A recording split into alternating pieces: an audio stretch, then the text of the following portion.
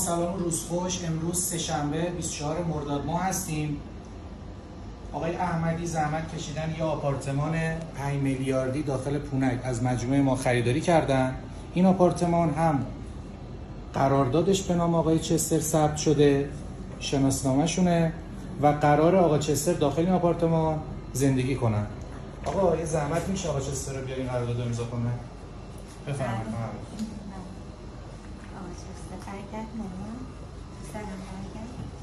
امضا کنه. بیماری دست یه دونه انگشت هم بذارید. این آپارتمان با توافق فروشنده نوشته شده و متراژ آپارتمان هم 72 متر هستش. چون آقای احمدی و خانمشون وارث ندارن اینجا بزنن.